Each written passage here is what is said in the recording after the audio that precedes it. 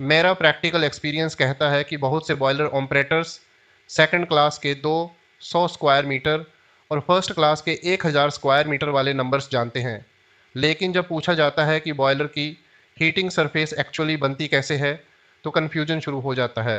क्या फर्नेस का area count होता है? क्या सारी ट्यूब्स काउंट होती हैं? क्या कंप्लीट बॉयलर सेल काउंट होता है, या इन सब का कंबाइंड एरिया हीटिंग सरफेस कहलाता है? और फर्स्ट क्लास का 1000 स्क्वायर मीटर सिंगल बॉयलर की लिमिट है या मल्टीपल बॉयलर की कंबाइंड लिमिट?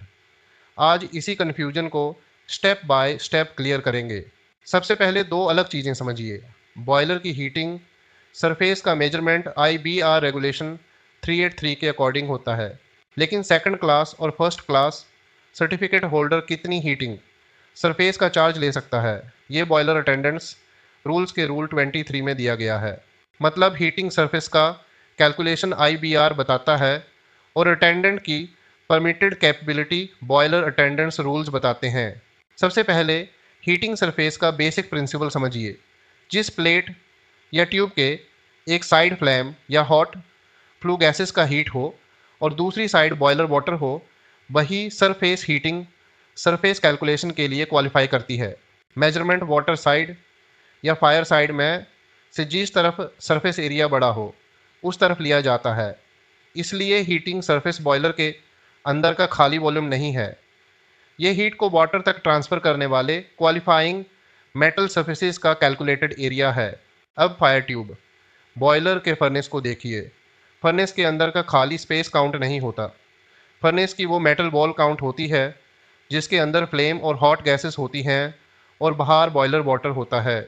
मतलब फर्नेस का वॉल्यूम हीटिंग सरफेस नहीं है। फर्नेस का qualifying water backed metal surface heating surface का पार्ट होता है। ड्राई रिफ्रैक्ट्री या ऐसा सरफेस जिसके ऑपोजिट साइड वाटर नहीं है, basic heating surface condition satisfy नहीं करता। अब फायर ट्यूब्स या स्मोक ट्यूब्स को समझिए। इन ट्यूब्स के अंदर हॉट फ्लू गैसेस फ्लो करती हैं और ट्यूब्स के बाहर बॉयलर वाटर होता है। इसलिए ट्यूब की heat transfer surface heating surface में इंक्लूड होती है, लेकिन ट्यूब के अंदर का खाली वॉल्यूम काउंट नहीं होता। एप्लीकेबल कैलकुलेशन में ट्यूब प्लेट्स के बीच का क्वालिफाइंग ट्यूब सरफेस लिया जाता है। कुछ फायर ट्यूब बॉयलर डिजाइंस में वाटर बैकवर्ड कंबसन चैम्बर भी होता है। अगर कंबसन चैम्बर की मेटल प्लेट के एक साइड हॉट गैस और दूसरी साइड वाटर है, तो उसका क्वालिफाइंग बेटेड सरफेस भी हीटिंग सरफेस का पार्ट हो सकता है। इसलिए फायर ट्यूब बॉयलर में हीटिंग सरफेस सिर्फ फर्नेस और ट्यूब्स तक ऑटोमेटिकली लिमिटेड नहीं होती। बॉयलर का एग्जैक्ट डिज़ाइन डिसाइड करता है कि और कौन से क्वालिफाइंग सरफेसेस इंक्लूड होंगे।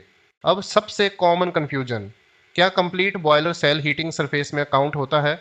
नहीं, complete shell automatically heating surface नहीं होता।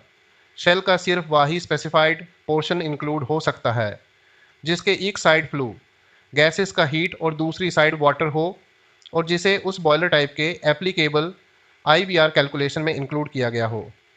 एग्जाम्पल के लिए लैंकेस्टर और कॉर्निश बॉयलर में फर्नेस की wetted surface, fitted cross tubes और एक्सटर्नल शेल का specified flue exposed person combine किया जाता है। कंप्लीट एक्सटर्नल शेल को ब्लाइंडली ऐड नहीं किया जाता। तो फायर ट्यूब बॉयलर का हीटिंग सरफेस टोटल समझिए। इसमें बॉयलर डिजाइन के according qualifying furnace surface, fire या smoke tubes, water backed combustion chamber और specified flue exposed plates include हो सकते हैं, लेकिन इसका मतलब ये नहीं है कि हर बॉयलर में फर्नेस, कंप्लीट शेल और हर कंपोनेंट को ऑटोमेटिकली जोड़ दिया जाए। सिर्फ एप्लीकेबल IBR मेथड में क्वालिफाई करने वाले सर्फेसिस का टोटल लिया जाता है। अब वाटर ट्यूब बॉयलर को समझिए। यहाँ वाटर ट्यूब्स के अंदर होता है और फ्लेम या हॉट गैसेस ट्यूब्स के बाहर होती हैं। इसलिए ट्यूब्स का external heated surface heating surface calculation में लिया जाता है। स्टीम या वाटर ड्रम का कंप्लीट सरफेस ब्लाइंडली ऐड नहीं होता।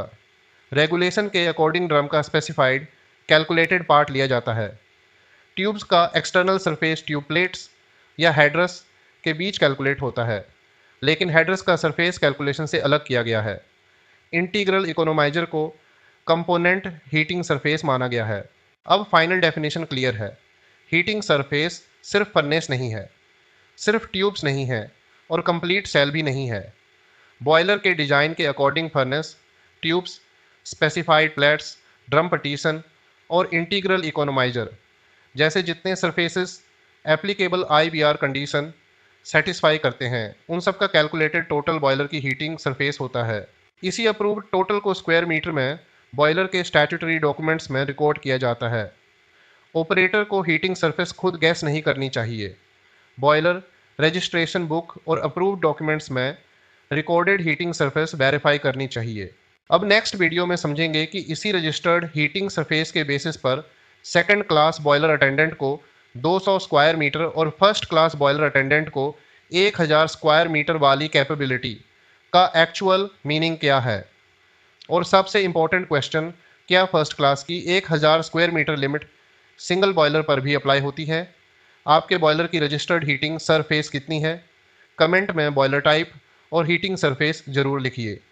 ऐसे प्रैक्टिकल बॉयलर, IBR और लाइसेंस कॉन्सेप्ट्स के लिए बॉयलर हाउस ऐप चेक कीजिए, लिंक डिस्क्रिप्शन में है।